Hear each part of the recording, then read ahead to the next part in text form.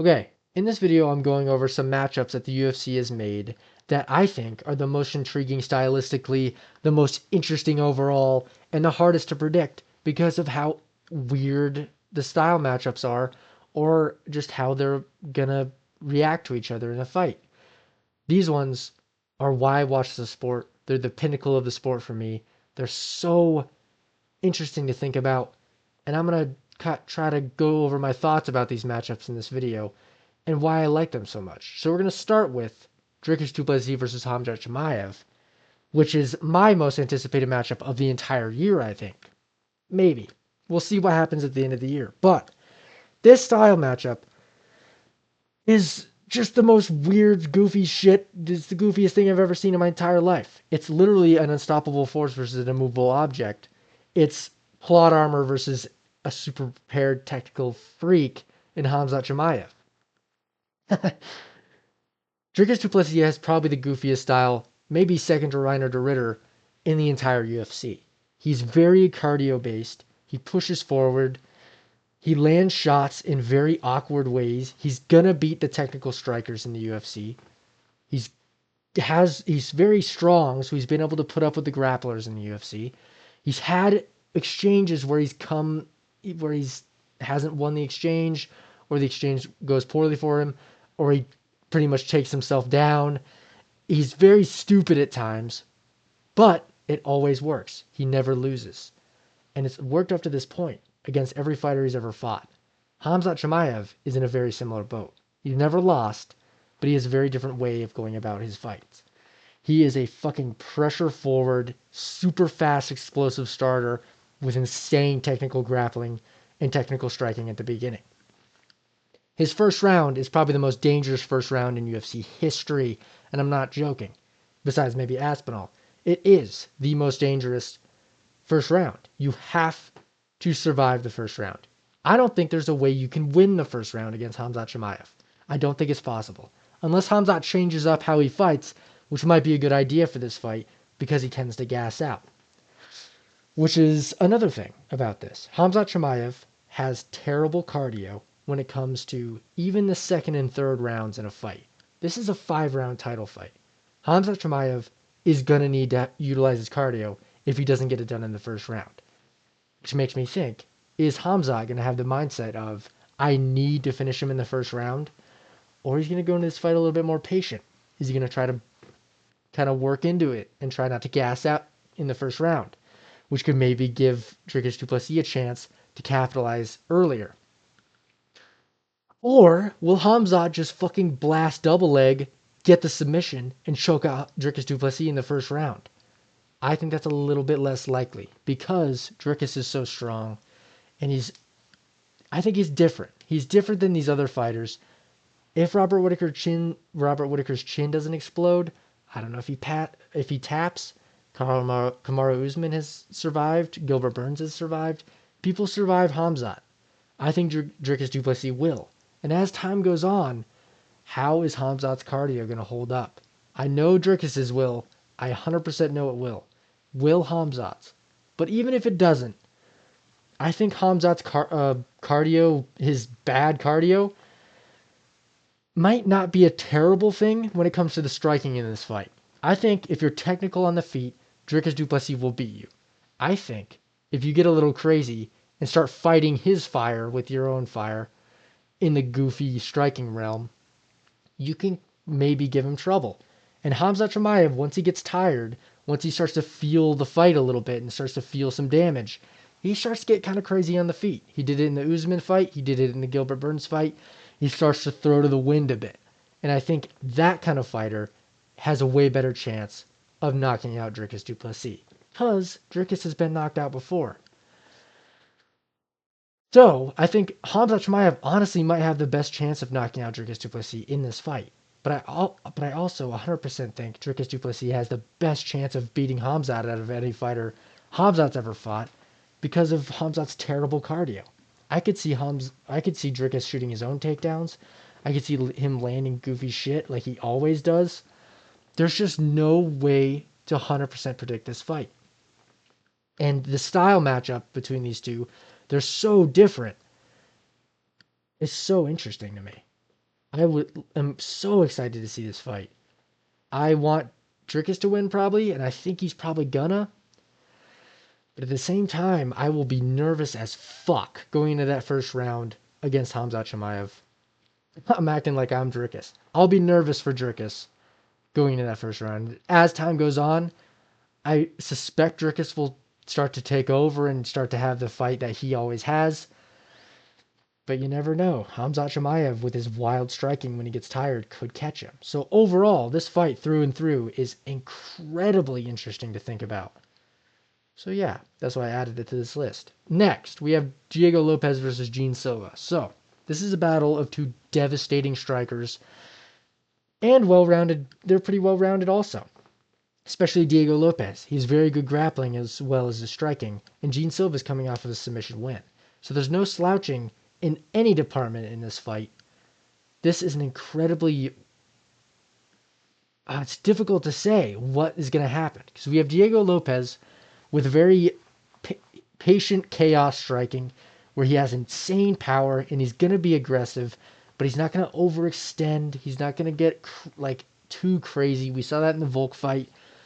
He's patient, calculated, but aggressive and powerful. He has a ton of finishes by knockout.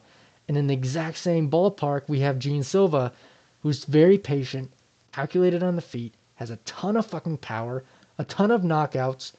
They both have great chins. They just have slightly different striking offensive techniques. Gene Silva likes to be a little bit more counter oriented, and Diego Lopez likes to push forward a little bit more. But overall, I could see a knockout for both sides. I could see this going to a decision because both of them have such good chins. I'm honestly going to think there's going to be some grappling exchanges in this fight. But overall, we're giving Gene Silva a huge test in Diego Lopez, which we don't really know if he deserves yet. But Gene Silva's looked phenomenal up until this point. Diego Lopez is coming off a loss, but he's proven to be very good, just very good. He's the future of featherweight, in my opinion. But so is Gene Silva. And to me, this matchup just screams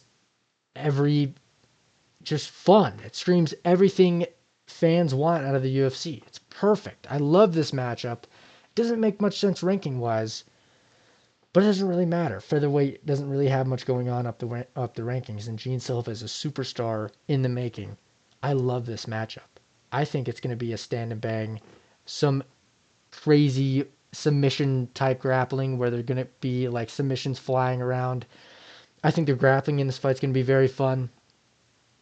But on the feet is what intrigues me the most. Because who's going to land the shot? Whose chin's going to hold up? It's very interesting.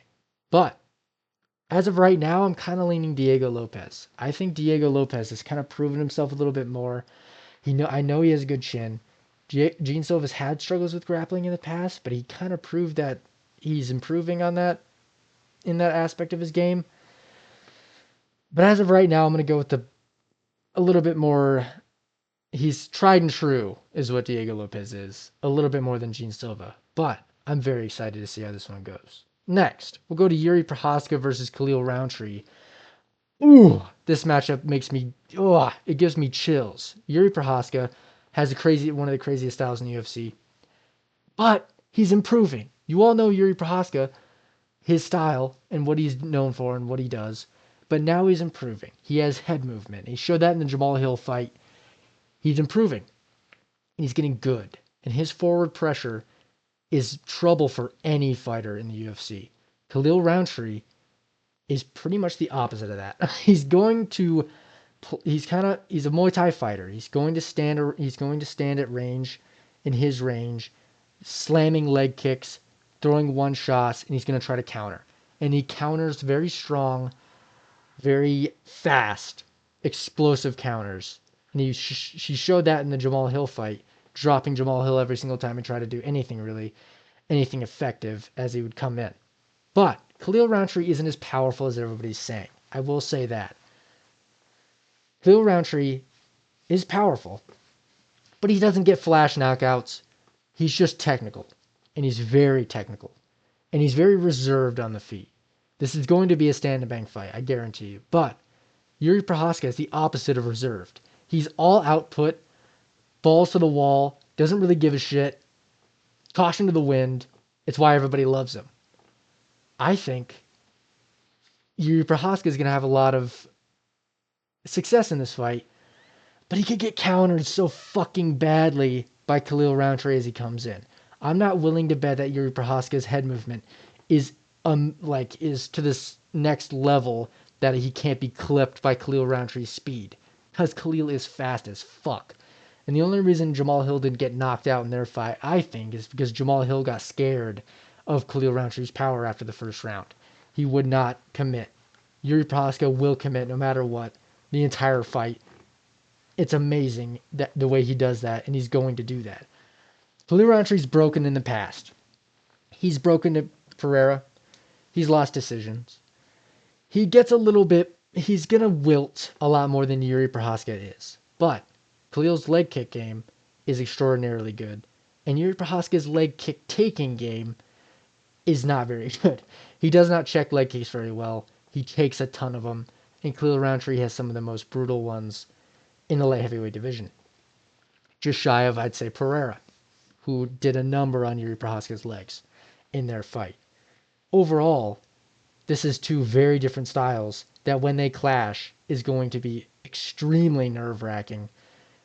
And you're going to be on the edge of your seat the entire time they're fighting because there could be a knockout at any point.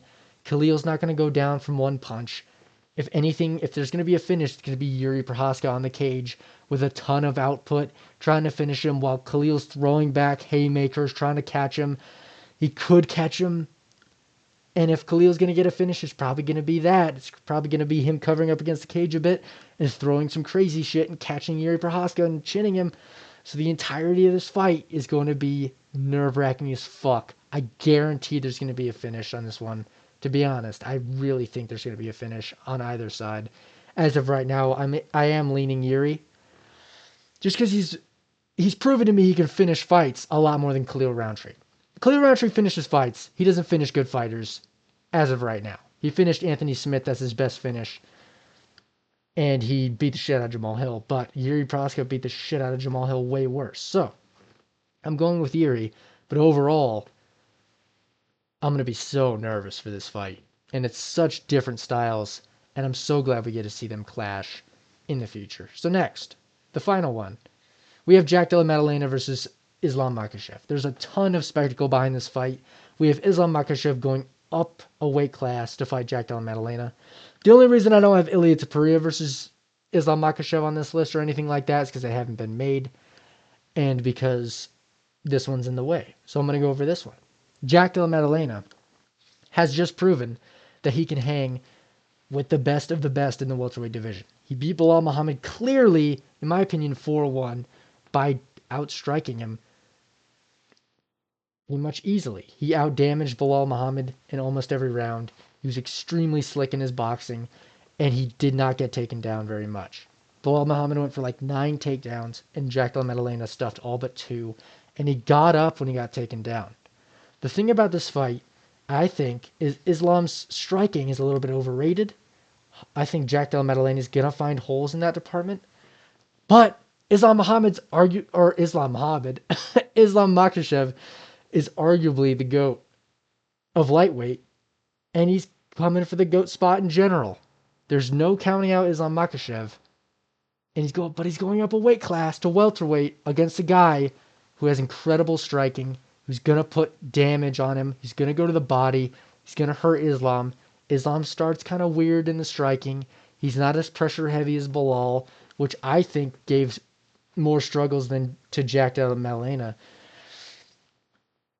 Then Islam is going to, I think Bilal Muhammad will have had, once this is all said and done, better pressure striking than Islam Makhachev and will have given him more problems.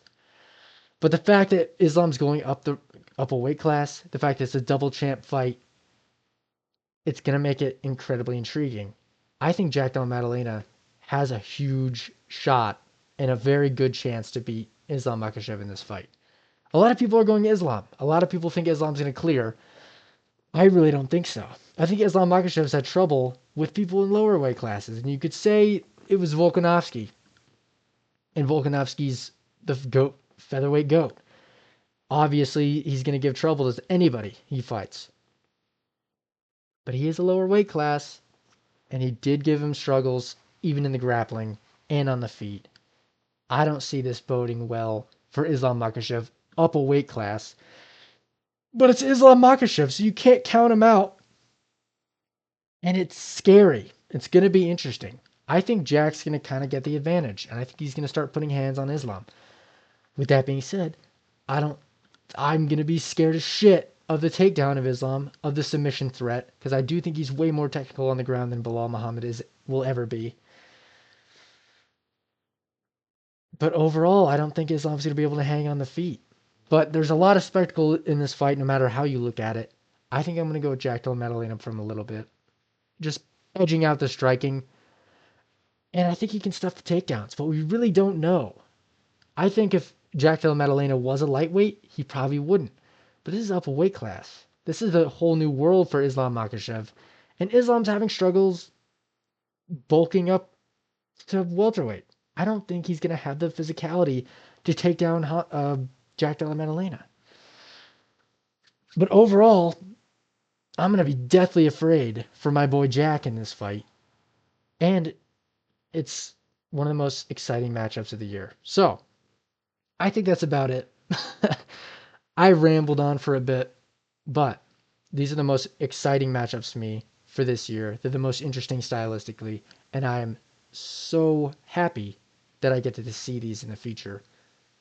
Can, hopefully they all go through and nobody pulls out Hamzat, but as of right now, they're all in, and I'm very excited to see them in the future. So, I will see you soon.